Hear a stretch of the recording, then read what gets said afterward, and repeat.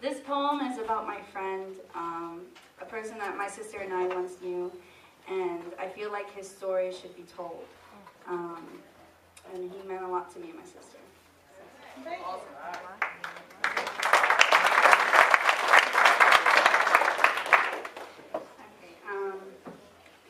There was a 15-year-old boy named Shane, lived the life of Satan's game.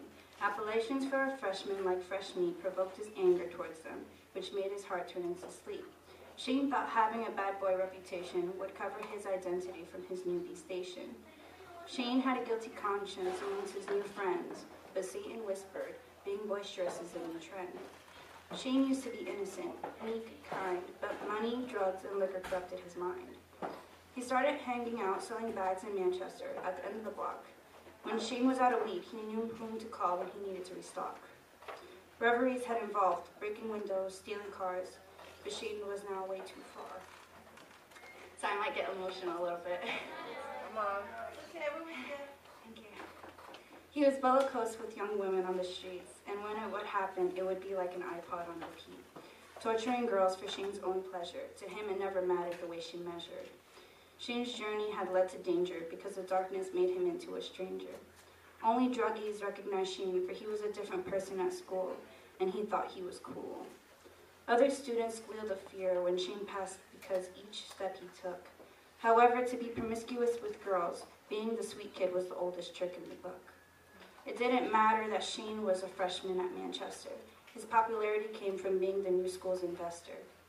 As if Shane was traveling down a ravine, his pride ignored the warning signs his real friends had truly seen.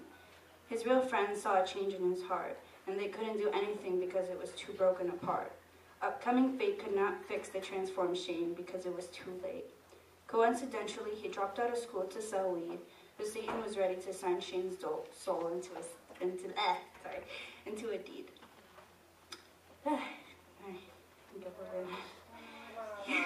He was in a trap of Satan's hand, nothing to guide him because he felt God was in a different land. When situations got out of control with drugs, Shane thought talking to his brothers about it would back him up because he knew he screwed up. However, his so-called brothers from the gang attacked him instead like a boomerang. Shane thought his brothers would protect him, but they broke his limbs. Shane thought that they were supposed to show brotherly love, but from his experience, it showed what gangs were truly made of. They kicked him and beat him until he was numb. He only wished for the ambulance to come. As if God heard him, Shane heard the sound of a vehicle, but the ambulance just passed him as he fell to the ground. The cracking sounds of his bones being broken was hard to ignore, and his blood was sprawling across the floor.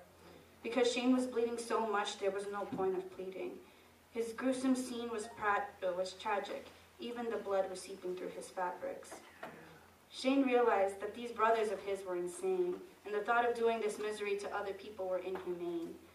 Sirens of police cars arrived, and the gang hopped over the gates, wishing they wouldn't come too late. Shane lied there, paralyzed because he was numb. People would have assumed he was a bum. As time went by, Shane recovered and remained inside because of his fear to go back outside, until one day his mom and Shane got into an argument, which started with shouts and resulted in him being kicked out. After walking for miles, he simmered down and regretted what he said. Shane just longed to go back to his own bed. However, on this cold, blistering night in December, going back home wasn't an option. Shane never felt this alone, especially the fact that his mother wanted him disowned. When a white vehicle came and followed Shane for hours, he realized that tonight the gang was ready to devour. Shane had to think with alacrity to escape his deathly fate. Unexpectedly, he got shot 3 times in the back, and for an instant he saw pitch black. After Shane was crawling into the corner, he bawled, wishing that he committed suicide because this wasn't the way he wanted to die. As if the leader of the gang heard him, Shane got shot in the head. I read that wrong. Shane got shot in the middle of the head. The next morning was a blur, and the cops found Shane's body in a dumpster. Tears swelled when the students heard in the intercom. However, his mom cried the most. If only Shane knew that the situation he's been going through was Satan's creation to dominate the nation. He was too late to save himself because he gave his soul to the devil by the distractions of popularity, money, and weed. He was too young to see that the world doesn't survive on greed. As Immortal Technique says, when the devil wants you to dance, you better say never because a dance with the devil might last you forever. Wow.